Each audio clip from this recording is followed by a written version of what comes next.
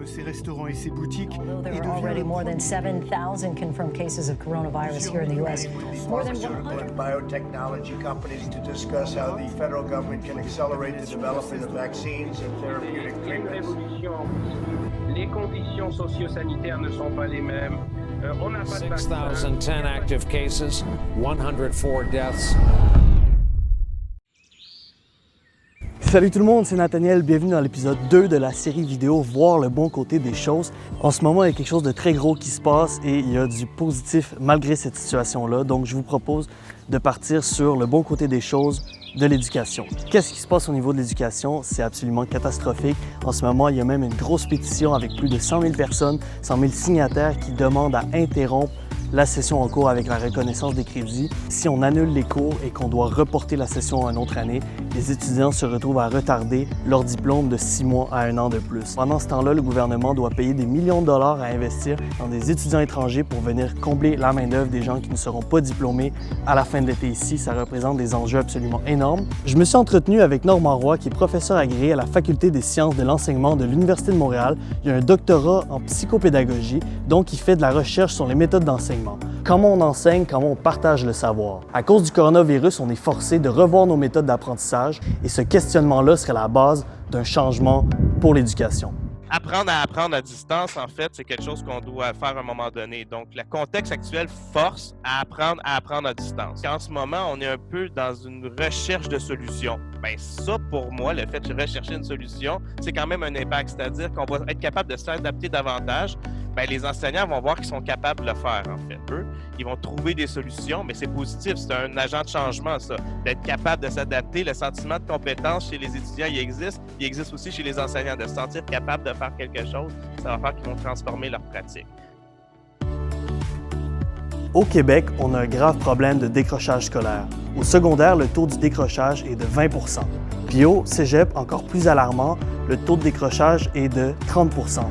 Se rapporter sur une classe d'environ 40 personnes comme un cours de français, c'est 12 élèves par classe qui vont décrocher. Le pire dans tout ça, c'est que ces statistiques ne bougent pas depuis près de 30 ans. Est-ce que ça témoignerait pas plutôt d'un désintérêt majeur pour apprendre? Puis est-ce qu'on peut résoudre ce problème-là avec de nouvelles formes d'éducation?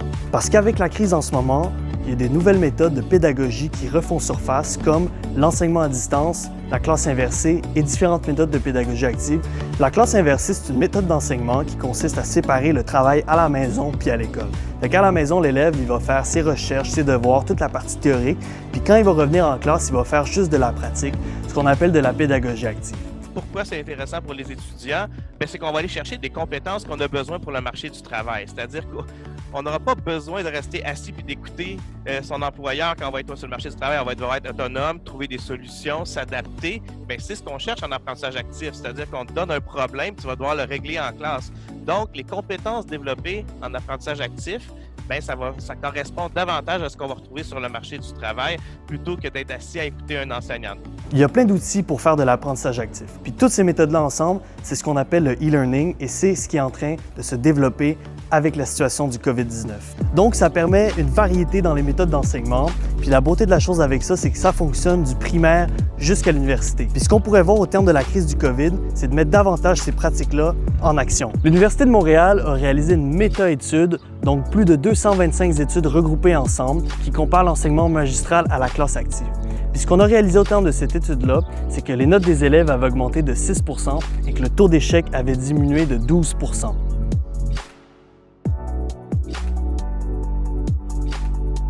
Au niveau d'un autre type de motivation, on va parler de l'engagement cognitif, c'est-à-dire comment je vais utiliser mes stratégies. Et dans l'engagement comportemental également, les gens sont plus actifs en classe parce qu'on fait quelque chose, donc on est en train d'apprendre plutôt que d'écouter un enseignant. Mais là, à la maison, on est dans un autre contexte. Donc, l'autorégulation, bien, je pense que la crise actuellement nous force un peu à réfléchir à comment je peux organiser mes apprentissages à la maison, qu'est-ce que je dois faire. La capacité à se gérer, faire la gestion de son temps, la gestion de comment je vais apprendre, en fait, bien, tout ça est positif pour le marché du travail par la suite. Il va y avoir une belle réflexion aussi sur tout ce qui entoure justement les élèves, ce qu'on appelle la fracture numérique, c'est-à-dire ceux qui sont laissés un peu à côté du numérique, qui n'ont peut-être pas d'ordinateur chez les plus jeunes, qui n'ont pas accès à l'Internet. Et donc là, on voit maintenant un partage d'expériences, un partage de ressources, et ça, pour moi, ça peut faire la différence, en fait. Donc, on a vu la plateforme Le Panier Bleu du gouvernement. Ça serait bien de voir ça en éducation, c'est-à-dire un site de partage de ressources. Ça, pour moi, de voir que le ministère de l'Économie a sorti ça en 2 semaines, bien, il me semble que de voir ça en éducation, de voir un partage de ressources, pour moi, il y a un enjeu là que je trouve important. On a parlé des méthodes d'enseignement. Mais ce coup-ci, on va s'interroger maintenant sur le contenu de la matière. Qu'est-ce qu'on enseigne? Pourquoi on enseigne? Est-ce qu'au terme de cette crise-là, on va se rappeler de qu'est-ce qui s'est passé pour adapter le contenu de l'enseignement, à savoir laisser peut-être plus de place pour les notions d'environnement ou d'économie sociale? On est en pleine refonte du cours d'éthique et culture religieuse qui ne s'appellera plus comme ça, le cours ECR au secondaire. Mais le contexte actuel va peut-être amener à réfléchir à qu'est-ce qu'on va mettre dans ce contenu-là, parce qu'effectivement, on a vécu des choses particulières en ce moment.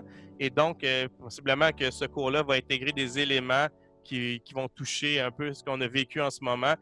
Aujourd'hui, je veux lancer un message à toutes les personnes qui sont touchées par la crise de l'éducation en ce moment.